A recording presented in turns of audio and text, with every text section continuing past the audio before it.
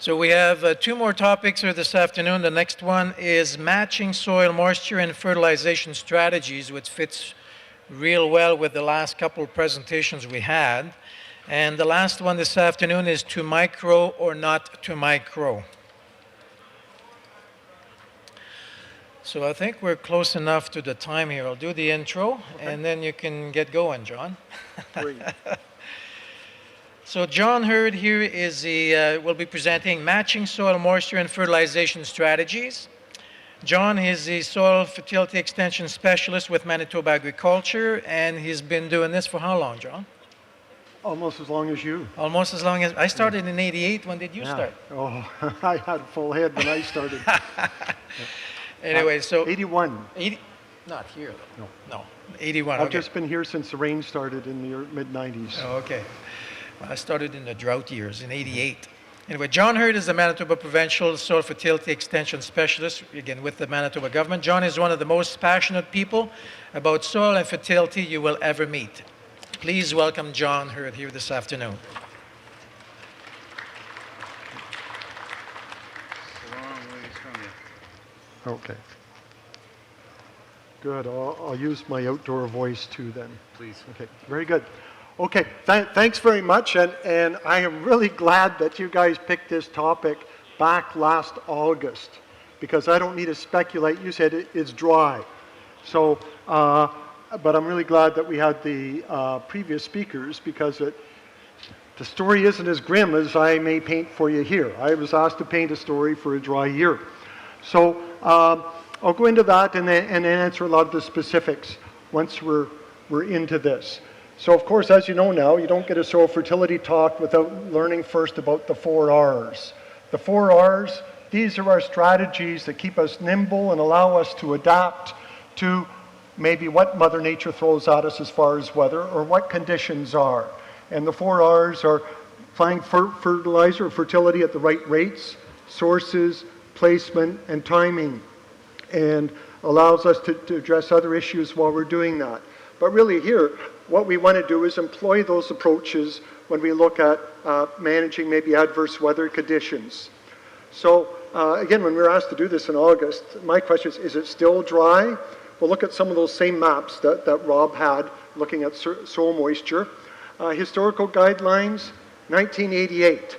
Oh, you know, I sometimes want to sit around the campfire and say, Grandpa, can you tell me about the drought? And I wasn't here for the drought when you were.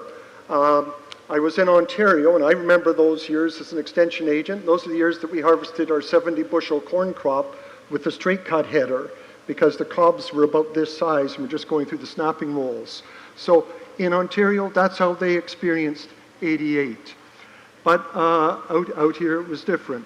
And then we'll look at the approach to dry environments, nitrogen rates and yield potential, nitrogen sources, timing, and then we'll finish with quite a few placement options or strategies you may be wanting to put into place. So I look at, I should always have a different 4R strategy depending on some of the conditions that I expect or anticipate.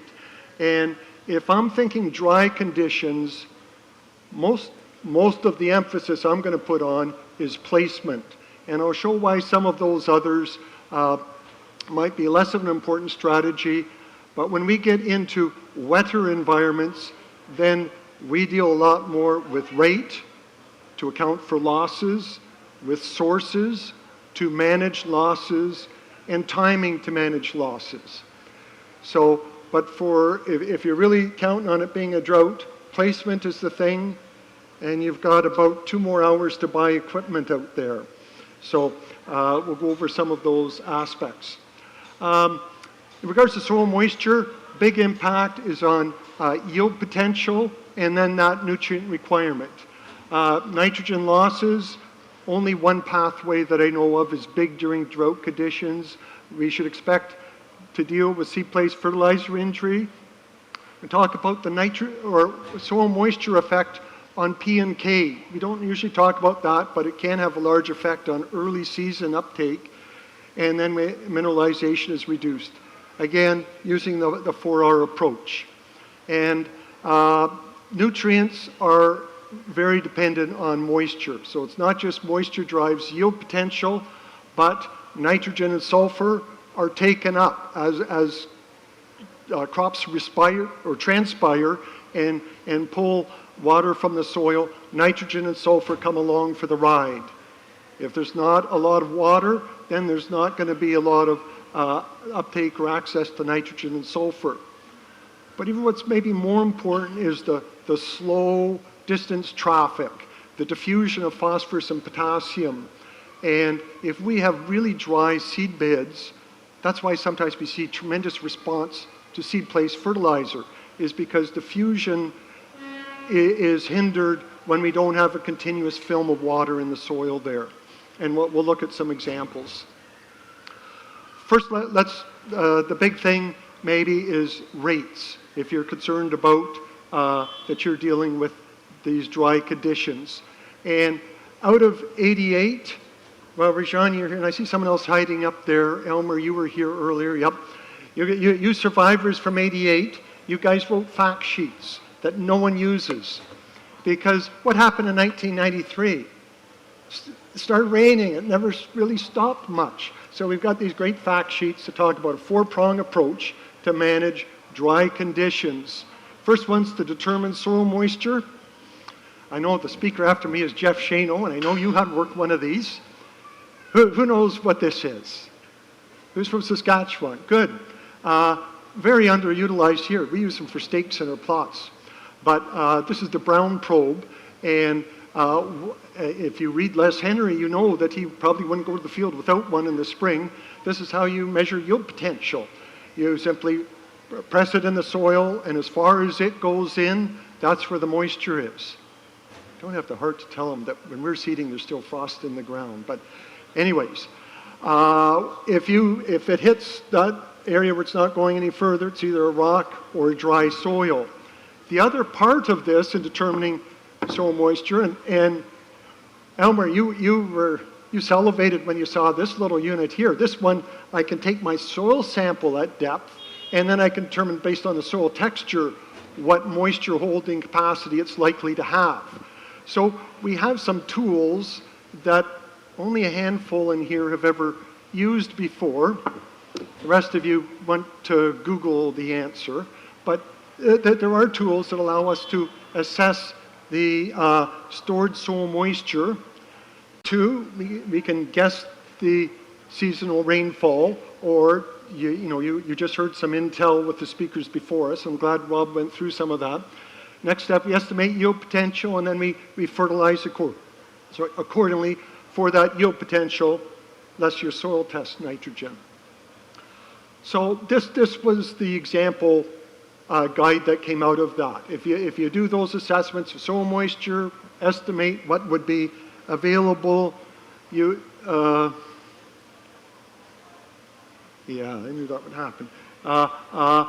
Based on the moisture, this is soil plus in season, then you have a handy little chart that tells you what the yield potential is and accordingly what you could do. I'll talk about this later because what variety were you growing in 88? Nipawa? Yeah, so things have changed. Looking back at the soil moisture, Rob alluded to these. I'm going back just a little further to fall 2016. Remember those ruts we left in our fields with harvest? That was telling you that, yes, we had up to 80 to 100% moisture in the soil. And remember, we were spending all winter talking about subsoiling and things like this in order to fix that compacted soil. And the next year happened, and we actually grew very good crops in general on that stored soil moisture, although it was dry. Fall 2017, we have still some areas that are 60 to 80% water holding capacity, some areas more than that. We went ahead another dry year, and in some areas, based on timely rains, still had some surprisingly good yields where we had the timely rain. This is the snapshot. This is what was taken just before freeze up here, and frankly, I was surprised that it's so promising. This is telling me that we actually have some pretty good soil moisture. This gentleman here left. who said that it was dry as a bone below 6 inches. And I think that we need to assess this on a field by field or farm by farm basis, because I believe we do have some areas that are quite a bit drier than this. So next we kind of get into the math and the soil part of that. Based on how much water we might have for next year's crop, it depends on the soil texture. And in this, my counterpart, Timmy Ojo, put this next little piece together. God love him, I had to take all his damn metric and put inches, so it took me as much time as him, but now you understand it. It's the amount of inches of water in 4 feet. So if you see Timmy, don't tell him I did this, but it's 4 feet and it's inches. And if we look at the profile like that, if it was absolutely saturated and then we let the water freely drain, that would be the amount that is at field capacity. And so on those texture soils, if it was field capacity, those clay soils, I'm storing 21 inches of water, cha-ching, cha-ching. Well, not really, because we also have the permanent wilting point. Those clay soils, they hold on to 9 inches of water so tight that roots can't extract it. So the available water is that between field capacity and the wilting point. And for example here, a clay loam potentially holding 10 inches of water in that 4-foot profile. Do roots grow 4 feet deep? Darn tootin'. And deeper than that in years like we've had recently, access. And to think we only soil sampled the 2 feet. Anyways, in Montana, Jeff, I'm told in Montana, do they sample to 6 feet? Yeah, pretty deep. Anyways, here's how the math works a little bit. Available water holding capacity. Timmy tells me, he said, maybe we don't have fully field capacity soils, maybe 80%. So we may have 8 inches stored soil moisture in a clay loam in this type of an area. What's normal precipitation? Normal precipitation is 12 to 14 inches of water during the growing season, May to September. The interesting thing here that Timmy's put together is the best guess you can use is a 30-year average. And that 30-year average is moving. In fact, for this Brandon area here, he said this next one, as we drop the 80s out, will go up another good portion of an inch. So over the last 60 years or so, you can see we've been gaining rainfall, and often the 30-year average is our best guide in guessing out. Now, this for long season crops would be May to August rainfall, which might mean 11 inches of in-season rainfall, and for short season crops, maybe closer to 8 to 9 inches. But the good news is, if we keep waiting, more rainfall apparently seems to be the moving trend. So if we look at the climate normal, how much there might be for short season crop, they're suggesting, and Timmy again is conservative, says 75% because probably I've got some runoff or drainage going on. So he's suggesting that maybe for wheat, maybe there's a clay loam, so maybe there's 15 inches of water we might expect, maybe 17 for corn because I've got another month of accumulation. The crop water demand, we borrow from Alberta, which is not completely right because this would be under irrigation, but it shows here for top yield potential in wheat, something over 17 inches of water, and for corn, 23 inches of water for full yield potential. So, some of you remember this old back of the envelope stuff, and it was good, and you just need to tweak it a little bit. To grow wheat, it takes 4 inches of water to grow the first bushel, and then each additional inch of water grows 4 bushels. If you do the math, 17 inches of water could produce 53 bushels. Now this is 30 years old. So again, we're not growing Nipawa anymore. We're growing varieties with, almost twice the yield potential. But it's not just the varieties. I know the breeders like to take the credit, but it's not just the varieties. Other things that have made our crops more water efficient are reduced tillage, even when I came here in the mid-90s, there's still a lot of pre-seed tillage, and that's almost a thing of the past now. So we're not evaporating off that early water. We're planting earlier, we're controlling the weeds better, and disease control. So I expect that our efficiency is improved from this. Nevertheless, if we go back to this math here, what is the balance? And it shows that what we're lacking, we're probably lacking 1.5 inches to almost 6 inches. So I'm glad that Rob's crystal ball told me it was going to be wetter than normal this year, and I'm hoping that that's the case. But I was told to help you plan for what if that's not the case. And so we're very fortunate. We've got an app for that, and it's called the Nitrogen Rate Calculator. It's based on research, wheat and barley trials that were run under arid, dry, and moist conditions.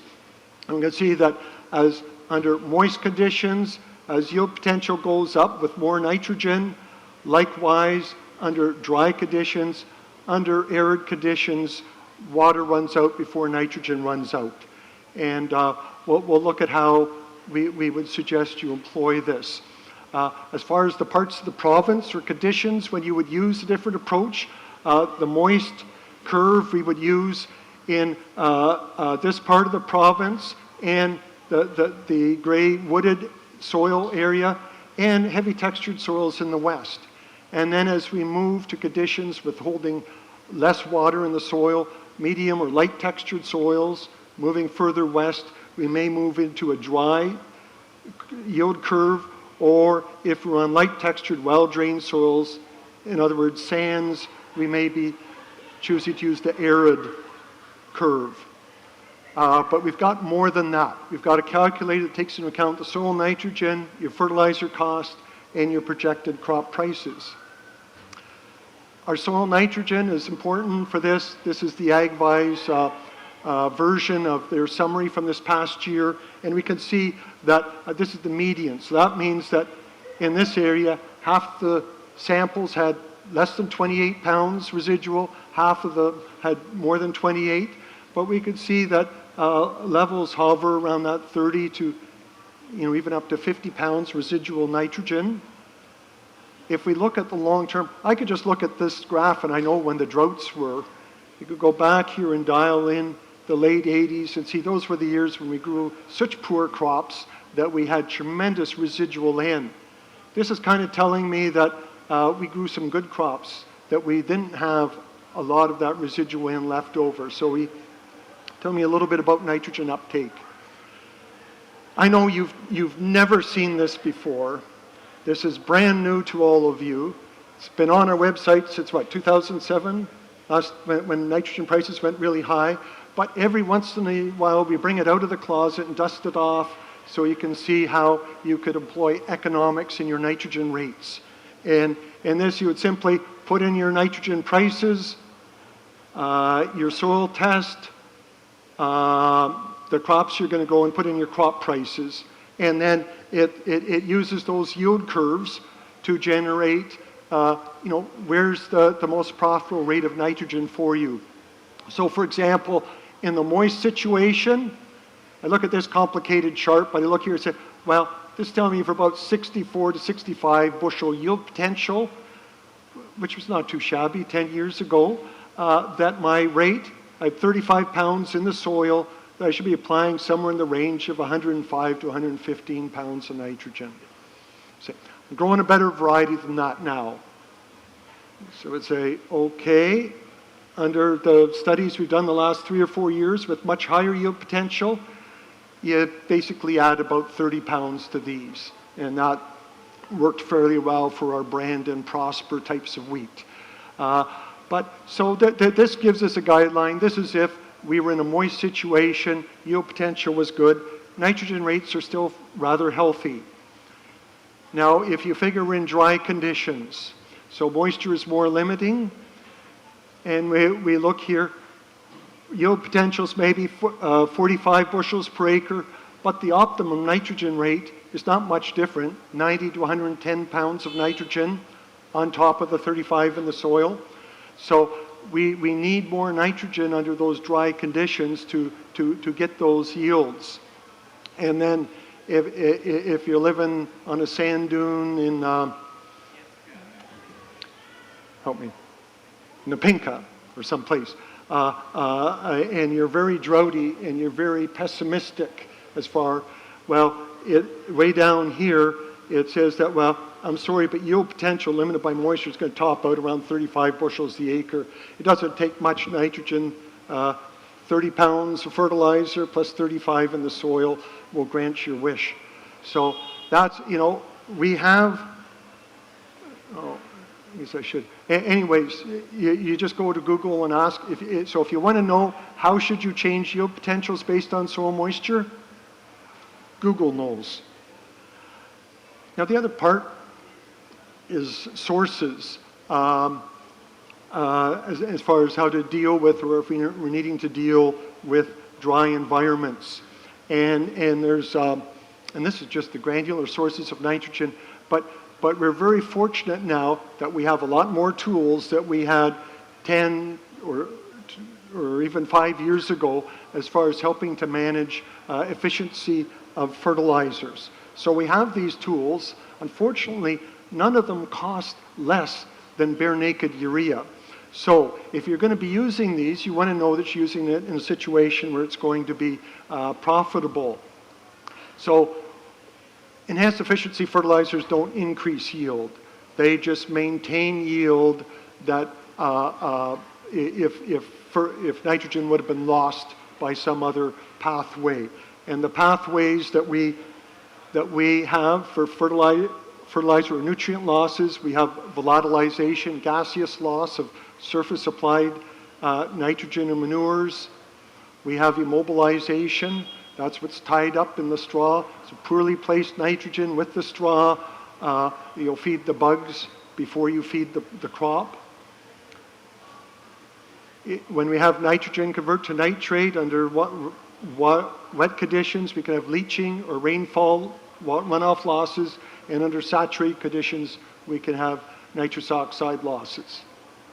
So under dry conditions, the one we're going to be most concerned about is if you are doing at-surface applications. And this is some of Cindy Grant's, this is the scary data. Worst case situation, putting on urea in her July applications will lose 40 to 90% of the nitrogen within a week. So under those hot, dry conditions, losses of surface applied nitrogen can be high. And we know, your agronomists know which of those factors that are there. So this is one that if you're surface applying, the enhanced efficiency fertilizers may be of value. So we move to the situations where under very wet conditions, saturated conditions, we know we can lose a lot of nitrate nitrogen in the order of 2 to 4 pounds per acre per year in springtime. So that's what many people in the Red River Valley live with in every second year when we're wet and saturated in the spring. And the other is leaching losses, and their kind of a thumb rule is, on a very sandy soil, every inch of additional rainfall can flush or move that nitrogen 5 to 10 inches deeper. So those are ones that can happen, but those are, under dry conditions, those are not likely the ones that we need to defend against. The greatest risk is due to volatilization of surface losses. So products like urease inhibitors like NBPT or agrotane, those are the ones that may well be effectively targeted if we have to lay that nitrogen on the surface. But under limited water, if it's going to be dry, there's little risk of denitrification, there's little risk of leaching, and so it would be hard to make a case that I need nitrification inhibitors, like DCD that's in Super U, or agrotane plus, or nitropyrin that's in N-Serve or in Trench. They're very good at slowing that nitrification process, but if I'm not in a wet situation where nitrate's going to be lost, it's probably a reduced chance of payback. Likewise with ESN, a very important controlled release product, but I'm not going to expect many losses if I'm in a dry environment. The last two factors here, have to put them together, placement and timing as far as managing nutrients. And timing of applications, timing is usually quite important when we're in surplus water situations because of those losses we looked at, because of leaching losses or denitrification. If I'm dry as a bone and I have that nitrogen in the soil, it's really not going anywhere. So timing, fall applications, they work great under dry environments. And really, you'll see some graphs up here, but to quote Cindy Grant, it is hard, if not impossible, to beat an in-season nitrogen application at or near or at seeding with what I'm going to talk about next. So the placements that I'll cover is pre-plant, surface, seed placed, and then in-season options. And I really dusted off. This was almost back to the 80s, but 1992, this is this famous spring when Al Ridley did that research and came out and said, you know, you guys that pre-plant ammonia, you don't need to wait. You don't need to wait your 5 days anymore. Just plant over top of it. You just make sure that pre-plant ammonia is 3 inches below the seed. That could be pretty deep. Not many farmers are doing that. But at that time, but prior to that, we delayed seeding in order to account for those toxic zones that were there. So we did that, but I don't see much pre-plant nitrogen going down anymore. Most people, the first implement across the field is seeding, except for corn. We still have some areas, and in the spring you can find the farmers that do this. Pre-plant nitrogen is still a very good way to deliver nitrogen, but if we have a dry year, sometimes you can see these patterns in the field. This farmer is following the prescribed approach in that nitrogen should be put on an angle to planting, but sometimes we could still pick up those areas where seeds over the ammonia band don't even germinate. They're runts, and then you get between them, then you get full stands. So we still see this. Great news is, with technology, I'd be thinking there's ways with RTK to pre-plant band nitrogen if you're doing that, and just make sure you're avoiding the rows.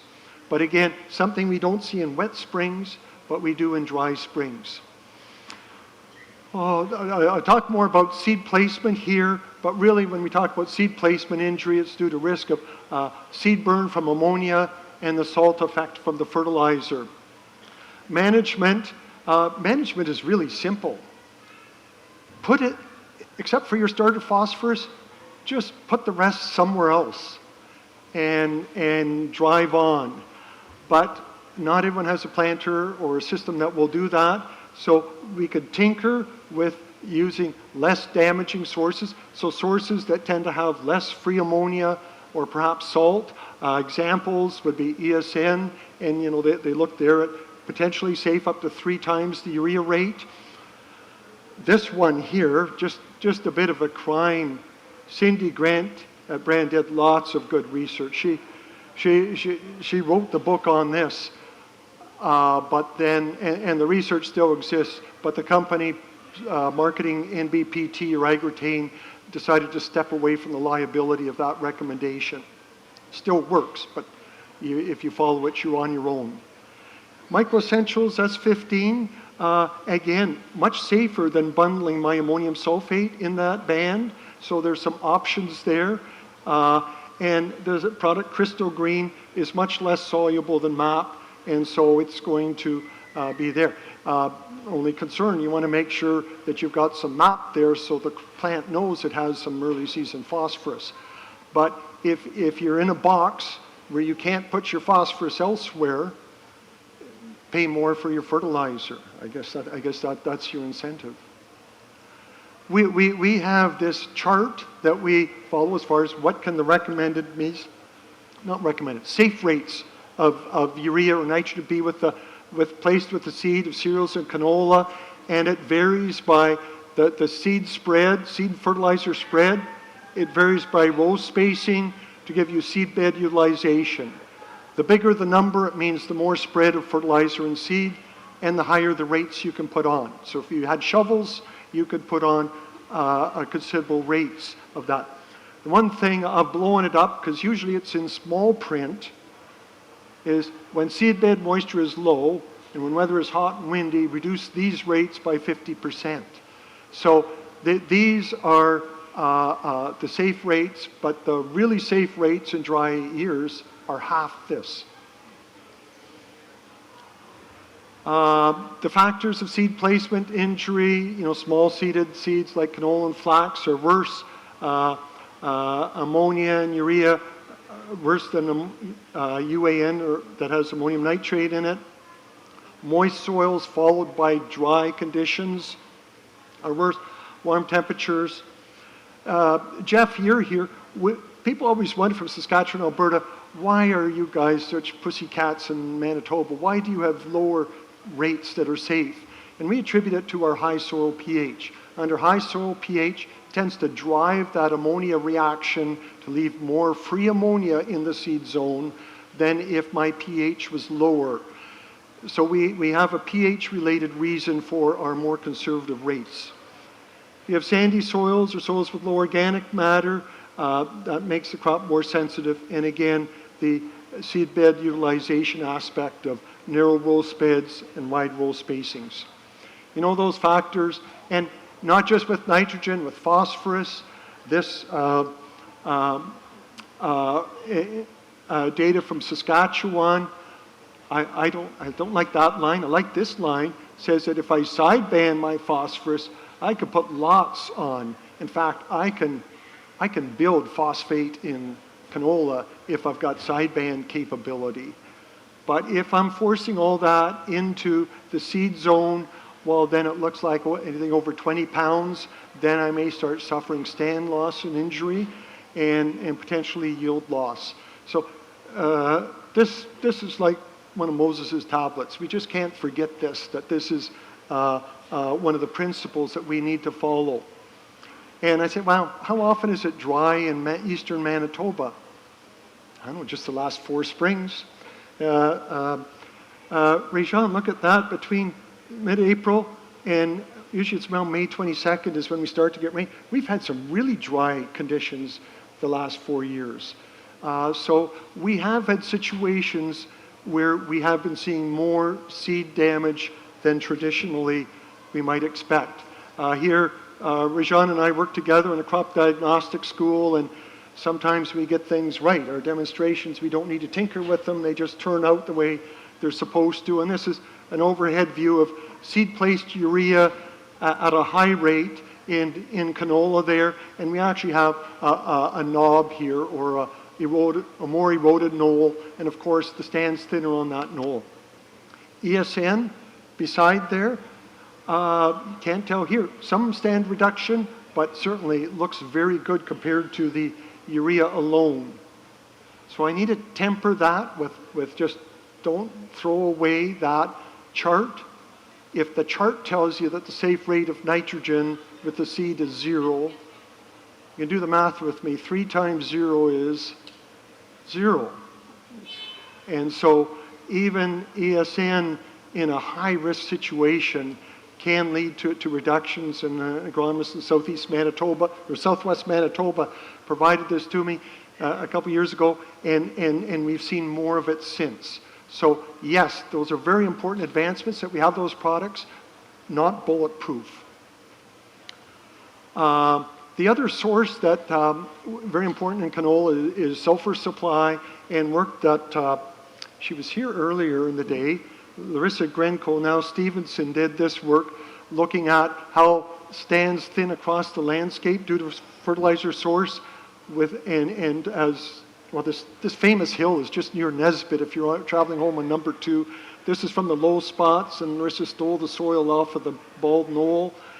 As far as phosphorus, looks like there were some good stands there, but with ammonium sulfate, as rates go up in the lower areas with better cation exchange capacity, lower pH, still a stand, but essentially gone on that knoll. So ammonium sulfate in the seed rose like fire, particularly when we're in those type of conditions with free lime in the soil.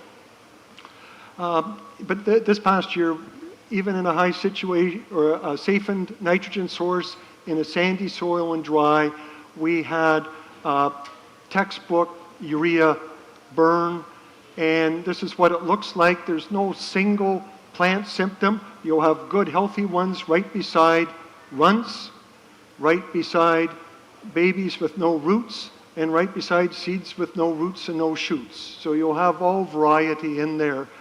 I always wonder, well, will this survive? Will this make a stand?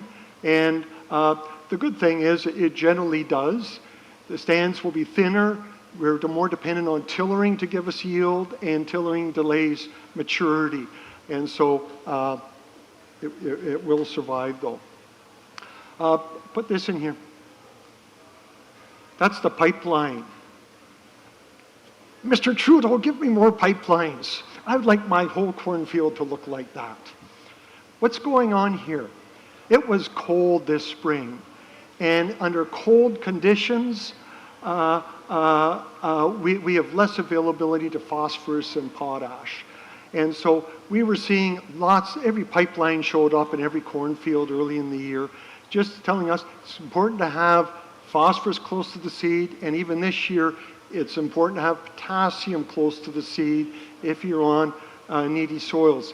It's under years like this last year that we saw those responses, that we sometimes even get response on high testing soils. We just have reduced diffusion under cold, dry conditions.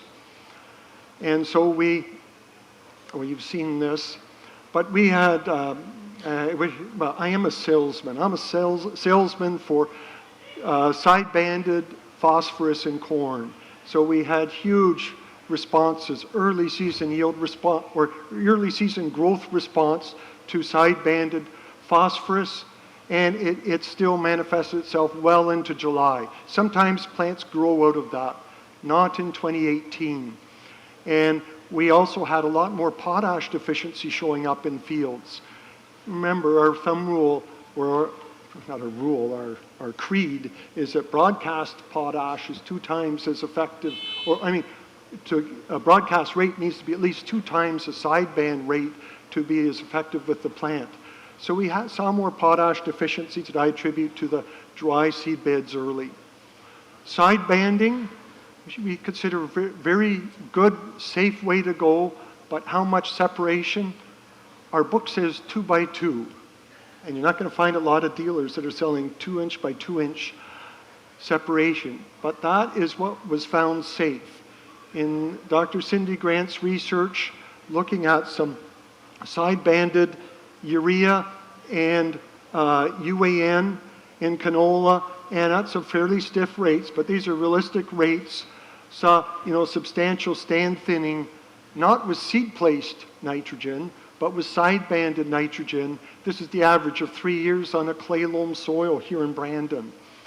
So that's some pretty severe stand damage.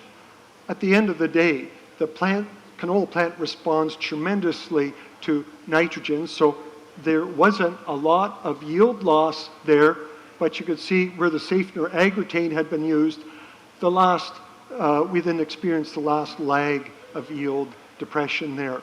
So if you're side banding, based on this work, some of the manufacturers stretched their side band a little further away. I don't know if they're still as far away enough. Likewise, if ammonia pre-plant, ammonia is going down, worn openers will not allow the same amount of separation, and would expect that to show up worse in a dry year. The other thing as far as surface placements, with surface placements we recognize 2 potential losses: volatilization loss and stranding at the surface. Volatilization losses, this example with years of rain and then nitrogen was put out, so on moist soil we can lose a lot of urea rather quickly, but there are ways to reduce those losses. Here UAN was used, or dribbled UAN, Agritane products. There are ways to manage over just broadcast urea. But what about split applications? What about coming in some nitrogen early, others later? Well, the thing in season requires moisture to move nitrogen in. Guy Lafond did a lot of work on this at Indian Head. 2 years out of 3, in-season applications worked very well. And the third year, dry, nitrogen stranded at the surface, and the crop really didn't know it was there. So that's the risk that we take. This volatilization and mobilization can also take place at the surface. So we'll look at some options. If surface is being applied, dribbled, UAN is more efficient than broadcast. I think there's only one of these still around in the province, but again, a very nice way to place UAN below the surface and in the root zone and avoid stranding. Work done where, again, Dr. Cindy Grant was doing this, showed that versus a pre-plant band, split applications coming back later was almost as good or was quite comparable to a pre-plant band. Guy Lafond did work on this, doing some in-season applications with coulters, so not leaving nitrogen on top, putting it in soil. So this is his research prototype, and they found in a very dry year at Indian Head. Now again, the mid-row band, so this was their nitrogen at seeding, that coulter performed fairly well for up to about 20 days, as long as they got that on there, and performed better than the dribble, just laying on top. So in a dry year, this data is looking to show us that there are advantages to subsurface. And in a wet year, at Brandon here, under a wet, cold year, we can see here, compared to the 1x rate of urea, that a split can actually perform fairly well. And our recent work with high-yielding wheat or nitrogen for wheat for yield and protein has been showing that those splits, provided going on a tilling or stem elongation, can be fairly effective if we have rain within the week. Okay, thank you. I was going to give you this to poke me with. Anyway, just to follow up on that, what Guy Lafond envisioned might be a good way to go was before the days of RTK. And now we're here, now we have farmers that actually tooled up themselves and able to go in crop, wheat or canola, and essentially side dress like they're growing a corn crop. So this is a unit that Adam Gurr north of town has. We did on-farm tests on this. The year we did this in 2017, same yield as dribble or pre-plant. But again, an option, and an option that places nitrogen where it's not vulnerable. So concluding, if it's dry, adjust your yield potential accordingly, adjust that nitrogen rate. Some may choose to do a combination of in-season. When Guy Lafond started looking at the green seeker, his plan was to start with the base rate of nitrogen, get into June, and if we get moisture and higher yield potential, then we come back and supplement for the higher yield potential. So he had actually thinking ahead about how to use in-season applications, but wait to know if the yield potential is there or not. So that's one way you could wait and adjust the yield nitrogen rate. Remove enough N and nitrogen sulfur from the fertilizer for seed row safety. Place needed P and K. Remember, dry soils, less diffusion, and so we want it close to the seed for early season uptake. Consider safening your seed-placed fertilizers with ESN, some of the other options that may be there. Try to ensure that your side banding is far enough away that we're not experiencing that stand thinning, and protect surface nitrogen. Not just through inhibitors, but through placement and timing, and try to avoid stranding nitrogen at the surface. And good luck. And sometimes for good luck, good education helps. I know there's been a lot of talks lately on novel ways to fertilize, and Rajan, you've put on many of these workshops with us before. Just an advertisement that we have workshops coming up in Stonewall in 2 weeks, or in Verdun on the February 19th to 20th. If you want the scientific story on soil fertility, those are farmer and dealer directed workshops that we offer. Thank you, John. Let's give John a good hand of applause for his presentation. And we don't have 10 or 15 minutes of questions, but No, we don't. I think we have a few minutes, so I'll allow some questions here. If we have some from the audience, please raise your hand so I can come with a mic. There must be questions. Because I think we should get Jeff up here as soon as possible. No questions for John? Well, Opportunity. I guess you've done a very good job, John. Thank you very much.